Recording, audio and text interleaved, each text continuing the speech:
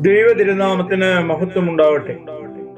പരിശുദ്ധ നോമ്പിന്റെ 19-ാം ദിനത്തിലേക്ക് നാം കടക്കുമ്പോൾ ഇന്നത്തെ ധ്യാന ചിന്തയ്ക്കായി സങ്കീർത്തന പുസ്തകം 33-ാം അധ്യായം 18-ാം വാക്യം. യഹോവയുടെ ദൃഷ്ടി തന്റെ ഭക്തന്മാരുടെ മേലും തന്റെ ദയക്കായി പ്രത്യാശിക്കുന്നവരുടെ മേലും ഇരിക്കുന്നു.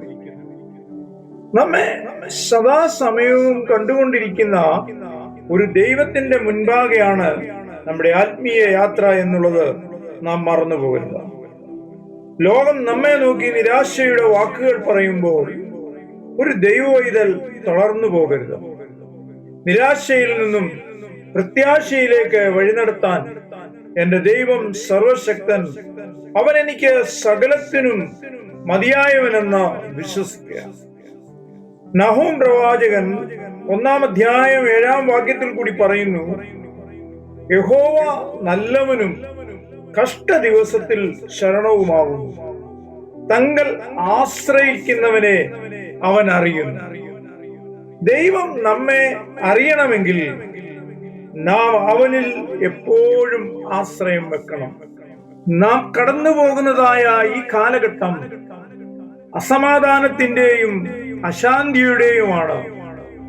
ഇന്ന് നമുക്ക് എവിടെയാണ് സുരക്ഷിതത്വം? നാം സൗഭാഗ്യങ്ങളുടെ പ്രതീക്ഷ എന്ന് കണ്ട ഇടങ്ങൾ എല്ലാം ചീട്ടുകൊട്ടാരം പോലെ തകർന്നുകൊണ്ടിരിക്കുന്നു.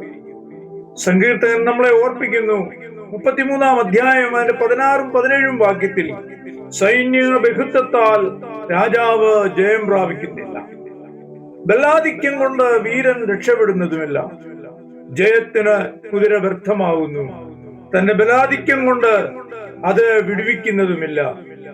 ഓരോ പ്രഭാതത്തിലും നാം ഉണരുമ്പോൾ ഈ വാക്യം നാം ധ്യാനിക്കപ്പെടണം.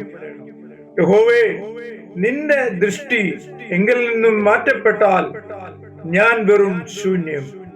ആയതിനാൽ ഞാൻ എന്റെ ദയക്കായി കാത്തിരിക്കുന്നു.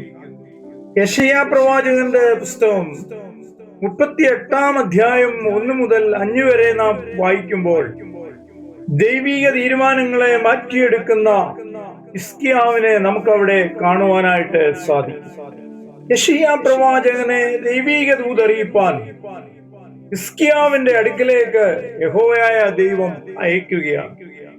ഹിസ്കിയാവോ മരിക്കത്തക്ക രോഗത്തിൽ കിടക്കുമ്പോഴും അവന്റെ നടപ്പുകളുടെ പ്രവൃത്തിയെ ദൈവസന്നിധിയിൽ ഉണർത്തിക്കുകയാണ്.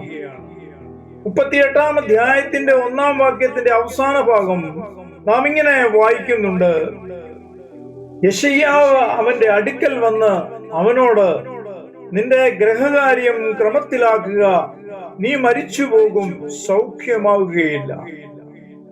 ആശയ്ക്കെതിരെയുള്ള യഹോവയുടെ അരുളപ്പാട് കേട്ടതായ ഹിസ്കിയാവ് മനം നൊന്ത് ദൈവത്തോട് പ്രാർത്ഥിക്കുകയാണ്.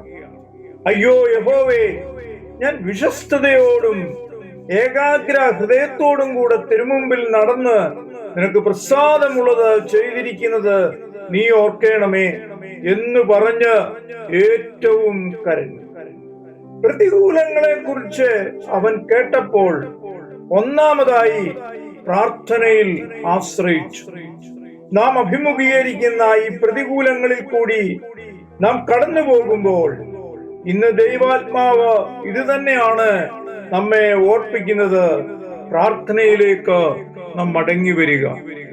പ്രതിസന്ധികളുടെ നടുവിൽ ഹിസ്കിയാവിന്റെ പ്രാർത്ഥനയ്ക്ക് പ്രത്യേകതകൾ ഉണ്ടായിരുന്നു. ഒന്ന്, അവൻ ദൈവത്തിങ്കിലേക്ക് തിരിഞ്ഞു.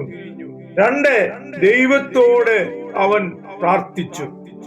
ഹിസ്കിയാവ് ദൈവസന്നിധിയിൽ എപ്രകാരമായിരുന്നു നടന്നത് എന്ന് സാക്ഷ്യം കേട്ടപ്പോൾ യഹോവയ്ക്ക് അവനോട് ദയ തോന്നി.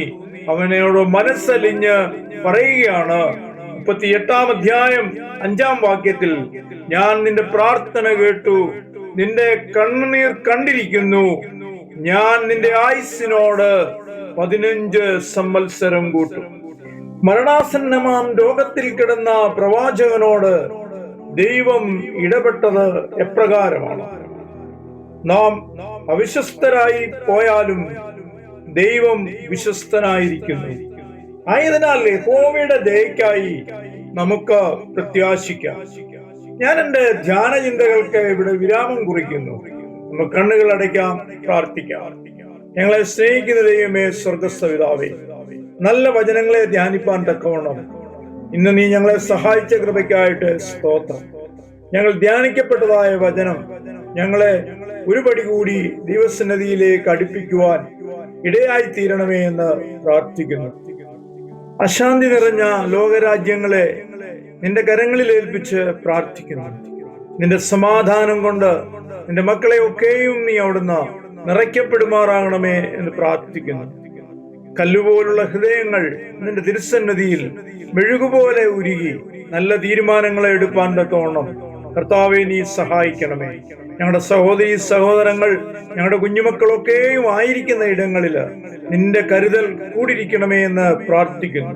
പകൽ മേഘസ്തംഭമായും രാത്രി അഗ്നിത്തൂണായും നിന്റെ കൃപ നിന്റെ മക്കളോടുകൂടെ കൂടെ ഇരുന്നവരെ വഴിയാത്രയിൽ വഴി നടത്തണമേ എന്ന് പ്രാർത്ഥിക്കുന്നു. പ്രാർത്ഥന കേട്ട കൃപയ്ക്കായിട്ട് സ്തോത്രം. മാനമോടുന്ന് മൗത്വമോടുന്ന് സർവ്വതും യേശുവിൻ ധന്യമായ നാമത്തിൽ തന്നെ. ആമേൻ.